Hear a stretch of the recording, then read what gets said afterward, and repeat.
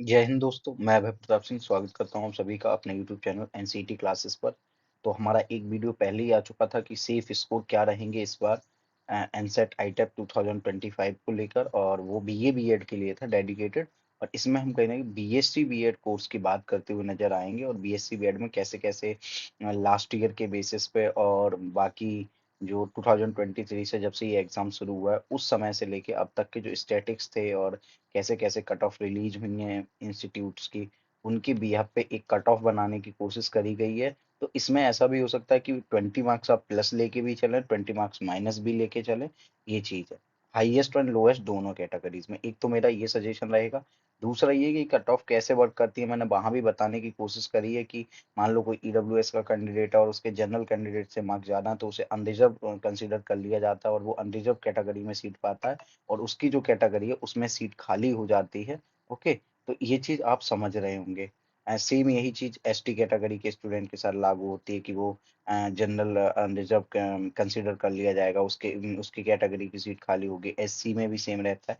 तो जो deserving candidate होते हैं, जो अच्छे कैंडिडेट होते हैं जो अनरिजर्व कैटेगरी में कहीं ना कहीं लाई कर जाते हैं या कंसीडर कर लिए जाते हैं, तो उनकी कैटेगरी की सीट खाली हो जाती है। इसलिए कि जो जनरल अनरिजर्व की जगह बाकी जो अलग अलग कैटेगरीज हैं उनमें सीट्स या कट ऑफ्स कंपेरेटिवली लो होती चली जाती हैं। एक तो ये।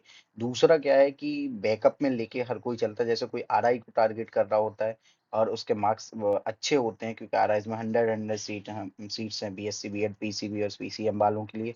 तो वो क्या करते हैं, एनआईटीज आईआईटीज जिनमें पीसीएम और पीसीबी है या सेंट्रल यूनिवर्सिटीज को बैकअप में लेके चलते हैं।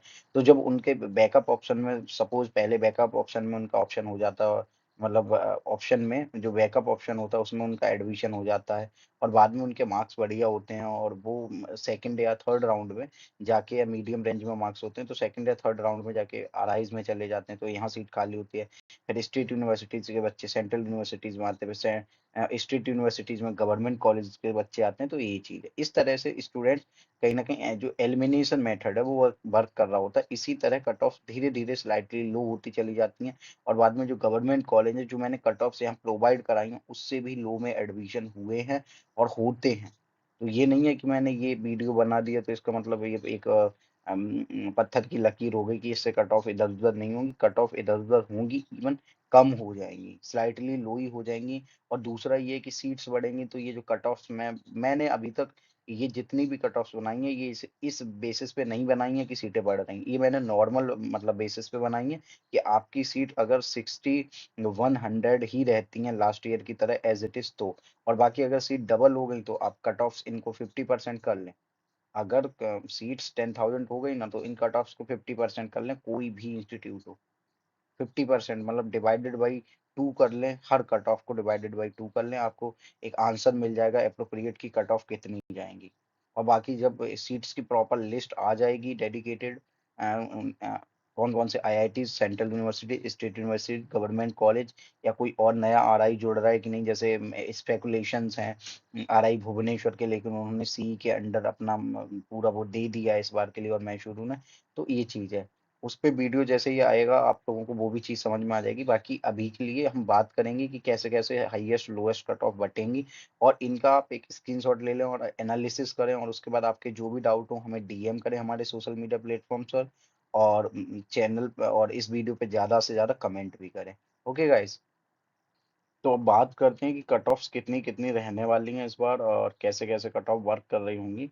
तो व्हेन वी टॉक अबाउट आरआईज में 430 हाईएस्ट, 430 प्लस लिखा है मैंने इसलिए क्योंकि ये 500 तक, एक दो बच्चे ऐसे होंगे जो 500 तक जाएंगे। और जैसे आरआई भोपाल में क्या है, NCET score plus, NCET score plus आपका मेजर सब्जेक्ट ऐसे मेंशन करते हैं। आईआईटीज में एज इट इज कोई क्राइटेरिया नहीं है, लेकिन वहाँ बेटेज होता है, आपके मेजर का बेटेज होता है। जैसे आरआई रही अजमेर में क्या है, मेजर का वेटेज ये है कि प्रायोरिटाइज करते हैं। जब आप 3 प्रेफरेंस देते हैं तो फर्स्ट प्रेफरेंस का मतलब ये है कि आप चाहते हैं कि फर्स्ट प्रेफरेंस का सब्जेक्ट आपको दे दिया जाए, सेकंड प्रेफरेंस या थर्ड प्रेफरेंस आपके लिए लीस्ट मायने रखते हैं। मतलब वो कहना कि उन्हें आप मतलब कम ही चाहते हैं कि ये सब्जेक्ट मुझे एज अ मेजर मिले। ओके, तो ये चीज है। और जबकि आरआई भोपाल में क्या, आप जब 3 प्रेफ़रेंस भरते हैं और आपके तीनों में एप्रोप्रिएट मार्क्स हो जाते हैं एनसीईटी स्कोर प्लस डोमेन मिला के या मेजर मिला के, जिन मेजर में आप प्रेफ़रेंस लेना चाहते हैं, तो वो मिला के होते हैं, ओके? तो उससे क्या होता है, आपके मार्क्स इंक्रीज़ हो रहे होते हैं डोमेन की वजह से। अगर डोमेन्स में आपके अच्छे मार्क्स हैं, तो ये आरआई भोपाल एक अच्छी अपॉर्च्युनिटी आपके लिए बना देता है, और आरआई अजमेर भी करता है, लेकिन वहाँ मेजर प्रायोरिटी बेस्ड होते हैं, ओके? मेजर यहाँ प्रेफ़रेंस नहीं होते जस्ट। अब आरआई भोपाल की तरह वो प्रायोरिटी बेस्ड होते हैं। आरआई जो, और फिर आईआईटीज एनआईटीज में क्या है, कहीं कहीं मेजर को कंसीडरेशन में लिया जाता है, कहीं कहीं उनका सिर्फ वेटेज लिया जाता है कि मान लो किसी के मार्क्स सेम है और उसके मेजर में, सेम मेजर में उसके मार्क्स ज्यादा हैं और एक स्टूडेंट के कम है और मार्क्स सेम है, तो जो ज्यादा मेजर वाला है उसे कंसीडर कर लिया जाएगा। आप समझ रहे होंगे आई होप। तो यहाँ 430 प्लस हाईएस्ट जाएंगे जनरल में, 270 प्लस लोएस्ट जाएंगे। ओबीसी एनसीएल में 410 हाईएस्ट जाएंगे, 250 प्लस लोएस्ट जाएंगे। एससी कैटेगरी में हाईएस्ट 380 जाएंगे, लोएस्ट 200 प्लस जाएंगे। ये मैं कट ऑफ ऐसे ही नहीं बता रहा हूँ, डेफिनेटली ये जो कट ऑफ सब बहुत एनालिसिस करने के बाद मैंने यहाँ लिखी है, ये नहीं कि जस्ट नंबर मैंने लिए और कॉपी पेस्ट किए हो, तो बहुत सोच समझ के मैंने लिखा है और एक फॉर्मेट बनाई, ताकि आप लोग बार बार डाउट जो आ रहे थे कि कट ऑफ क्या रहेंगी, कट ऑफ क्या रहेंगी, इसके रिगार्डिंग मैंने ये काफी मेहनत से एक पूरा चार्ट तैयार किया है। आई होप आपको चीजें बहुत अच्छी लगेंगी ये, और मुझे उसका एक अच्छा रेस्पॉन्स भी दिखेगा जल्दी, ओके? आगे बढ़ते हैं। एसटी में हम बात करते हैं, 350 प्लस हाईएस्ट जाएगा, लोएस्ट 180 प्लस हो ही जाता है, क्योंकि सीट्स क्या है, अब क्या है यहाँ पे 15% रिजर्वेशन, ओके? 100 में से 15 सीट्स वी कैन से कि एससी की हैं, 8 सीट एसटी की हैं, और 10 सीट्स, 10% रिजर्वेशन है, तो 100 में से 10 सीट्स जो है ईडब्ल्यूएस कोटा की। तो जो ईडब्ल्यूएस और एससी है, उनका जो लमसम सेम कट ऑफ्स रहता है, एससी का और ईडब्ल्यूएस का, लेकिन एससी का स्लाइटली कम रहता है, ठीक है ना? लेकिन मैं बस इनका जैसे अब 200 प्लस है, तो ये 190 प्लस भी जा सकता है, लेकिन इनके पूरे पूरे चांसेस है ये 200 प्लस ही रहेंगे। जैसे ईडब्ल्यूएस में highest 380 plus and lowest 200 plus, okay? तो लोएस्ट में बीएससी के लिए ये मैंने लिख दिया है, लेकिन लास्ट ईयर की जो लोएस्ट कट ऑफ गई है ईडब्ल्यूएस के लिए, वो 150 से भी नीचे गई, ओके? लास्ट ईयर की मैंने एक फिर भी मैंने बढ़ाए हैं इस साल, कि मतलब स्टूडेंटों को कोई ये मतलब प्रॉब्लम ना हो बाद में, वो एक टीम क्रिएट कर ले, तो उस तरह से है। 150 प्लस भी है ना आपके, तब भी वैसे हुआ है। लास्ट ईयर तो एग्जाम खूब धड़ल्ले से हुए, कोई मतलब एग्जाम में रोका टोकी नहीं थी, अगर ईडब्ल्यूएस में आपके 150 प्लस मार्क्स थे। ये चीज है, लास्ट में, बिल्कुल लास्ट में आके, लगभग काउंसलिंग जब फर्स्ट मेरिट लिस्ट आई उसके लगभग 1 डेढ़ महीने तक इन कट ऑफ पर एडमिशन हुए हैं, ओके? आईआईटीज में आगे बढ़ते हैं, तो आईआईटीज में टोटल लगभग 200 से थोड़ी कम सीट्स हैं, वी कैन से, वो सॉरी, हाँ हाँ, ओके, 200 से 171 सीट्स हैं, okay, total BSc BEd PCM group के लिए हैं, जहाँ सभी आईआईटीज में सीट्स।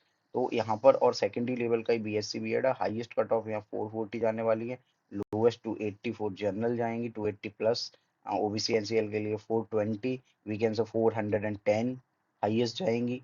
और क्योंकि लास्ट ईयर क्या है, आईआईटी खड़गपुर में 310 मार्क्स पे एक स्टूडेंट का 310 मार्क्स पे फर्स्ट राउंड ऑफ काउंसलिंग में एडमिशन हो गया था, तो इन्हें तो आप 250 प्लस भी है ना आपके, तो आप फर्स्ट राउंड में हैं। ये मैं हाईएस्ट बता रहा हूँ, ओके?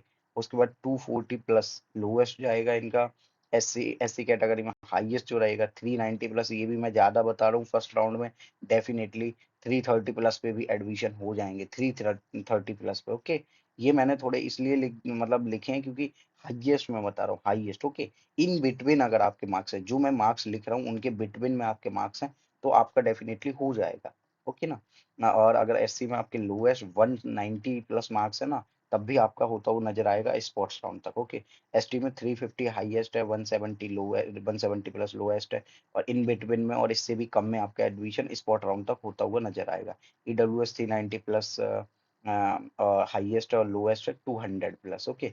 200 प्लस लोएस्ट है। यहाँ तक आपको चीजें समझ में आई होंगी। अब चलते हैं, जस्ट अ सेकंड गाइस, अब चलते हैं एनआईटीज। एनआईटीज में जो हाईएस्ट है 410, जो मैंने जनरल के लिए बताया, ये 390 380 पे भी first round of merit list में एडमिशन हो रहे होंगे, और 220 प्लस, मतलब 220 प्लस पे जो लोएस्ट जाएगा, ओके, जनरल का।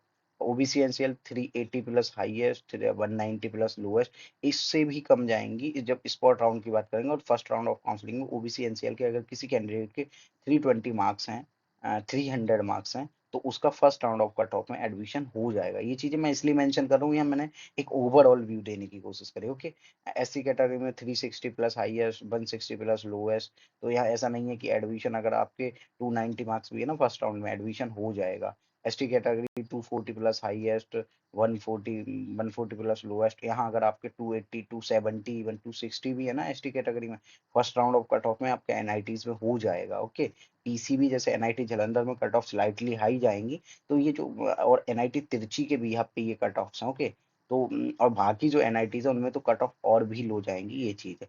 तो मैं बताता भी जा रहा हूँ, ईडब्ल्यूएस में अगर आपके 350 प्लस होंगे ना, तो first round of cut off में आप जो सभी आईआईटीज को फिलअप करेंगे, तो first round of cut off में आप लगभग 2 आईआईटीज में आ जाएंगे। उसके बाद 170 प्लस लोएस्ट जाएगा। ओके, इससे भी कम जाएगा स्पॉट राउंड के लिए धीरे धीरे, क्योंकि ये मैंने एक ओवरऑल व्यू रखा है। इनमें मैंने पहले ही कह दिया कि वेरिएशंस आ सकते हैं और रह सकते हैं। ओके, तो सेंट्रल यूनिवर्सिटीज में 350 प्लस अगर आपके 300 भी फर्स्ट राउंड में हो जाएगा, लोएस्ट 200 प्लस हैं, हाईएस्ट फिर ओबीसी एनसीएल 330 या 320, इवन 280 तक एडमिशन होंगे।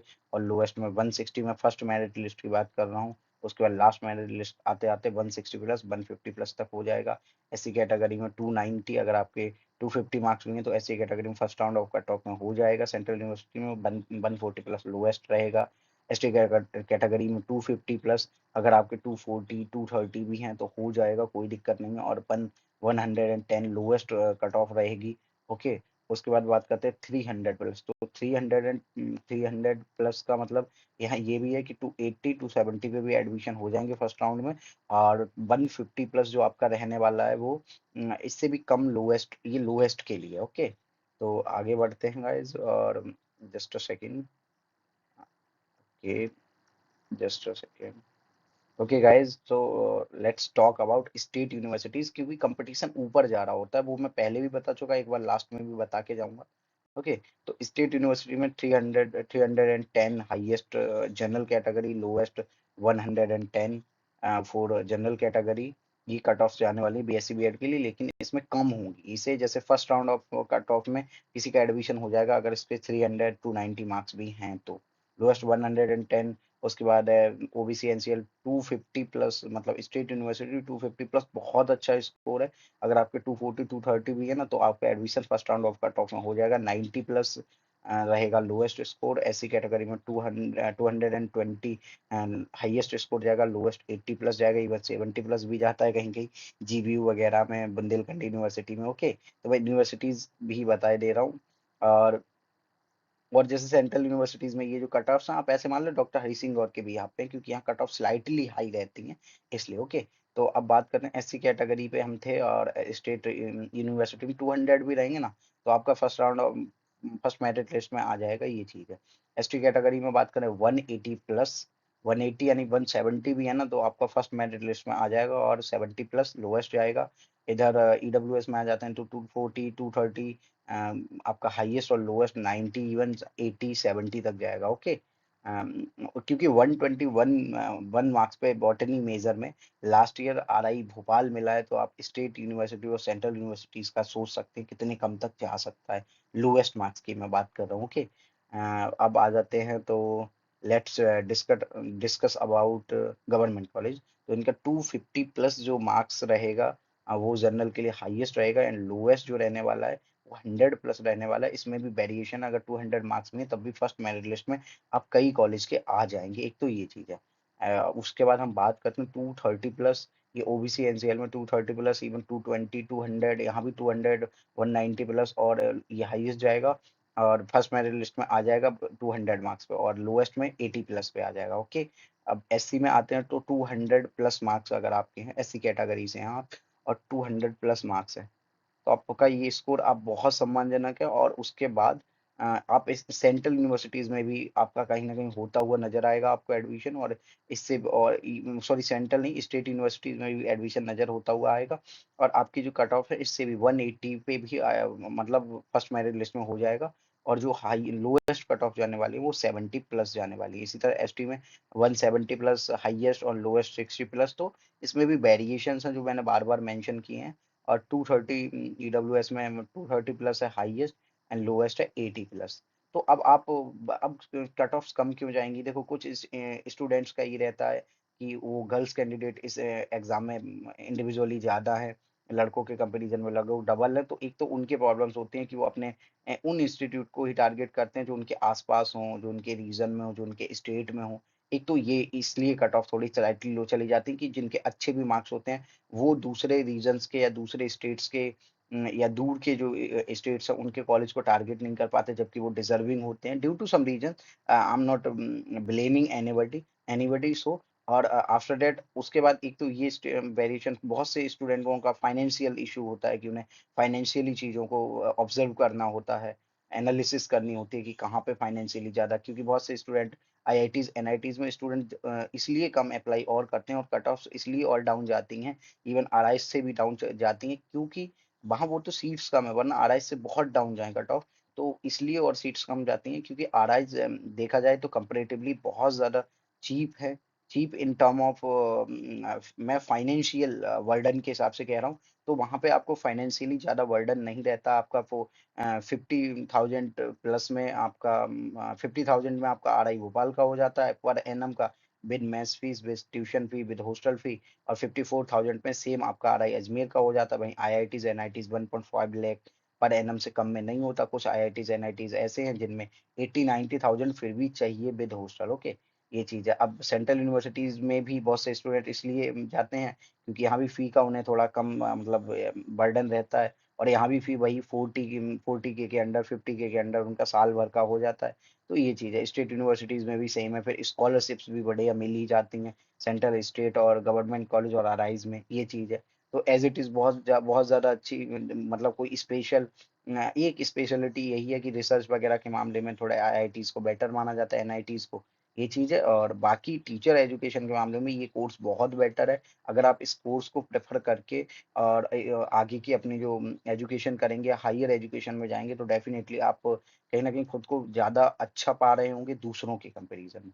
आई होप ये सारी कट ऑफ्स के बिहाफ़ पे आप थोड़ा रिलैक्स फ़ील करेंगे और देखेंगे कट ऑफ कितनी कम जा रही होती हैं। और लास्ट ईयर के बहुत से इंस्टीट्यूट हैं जिनके जैसे-जैसे नोटिफ़िकेशंस आते जाएँगे तो मैं बताता जाऊँगा कि किन स्टूडेंट को अप्लाई करना है। और मैं बस फिर ऐसे नहीं बताऊँगा, प्रॉपर डिटेल्ड वीडियो लाऊँगा उन इंस्टीट्यूशंस पे और उनमें लास्ट ईयर की कट ऑफ्स क्या गई थी, वो मेरिट लिस्ट भी मैं शो कर रहा होऊँगा। तो वहाँ से आपको चीज़ें और अच्छे से क्लियर होती जाएँगी। आने वाले समय में एक बार रिज़ल्ट आ जाए और कट ऑफ्स प्रॉपर मतलब उसके बाद नोटिफ़िकेशन जारी करने लगे इंस्टीट्यूट अलग-अलग काउंसलिंग के लिए, तो मैं और अच्छे से चीज़ों को बता पाऊँगा, ओके? इंडिविजुअली बता पाऊँगा, जैसे किसी ने नोटिस किसी इंस्टीट्यूट का आया, सेंट्रल यूनिवर्सिटी का आया, तो मैं उसके बारे में प्रॉपर एनालिसिस करके लास्ट ईयर के प्रॉपर डिटेल्ड एनालिसिस देते हुए आपको बताऊँगा किसे अप्लाई करना है, किसे नहीं। फिर उनके फॉर्म कैसे भरें, उसका प्रॉपर डेमो देते हुए नज़र आऊँगा। तो आई होप आप चीज़ों को समझ रहे होंगे। और आशा करता हूँ ये वीडियो आपके लिए हेल्पफुल हो। और अगर वीडियो अच्छा लगे तो वीडियो को लाइक करें, चैनल को सब्सक्राइब करें, ज़्यादा से ज़्यादा शेयर करें, ताकि और भी जो स्टूडेंट्स हैं और जो कट ऑफ्स को लेके बहुत ज़्यादा परेशान हैं, उनके भी डाउट क्लियर हो सके कट ऑफ के बारे में। और हमारे सोशल मीडिया प्लेटफ़ॉर्म्स के लिंक, चाहे वो इंस्टाग्राम हो चाहे टेलीग्राम हो, वहाँ से आप डीएम कर सकते हैं और उनके लिंक आपको इस वीडियो के डिस्क्रिप्शन में और चैनल के डिस्क्रिप्शन में मिल जाएँगे आसानी से। और वहाँ से आप हमें फ़ॉलो करके और या हमारे जो चैनल हैं टेलीग्राम पे, उन्हें जॉइन करके अपने जो भी डाउट्स हैं हमारे चैट ग्रुप्स में हमें पर्सनली डीएम करके पूछ सकते हैं। जय हिंद साथियों।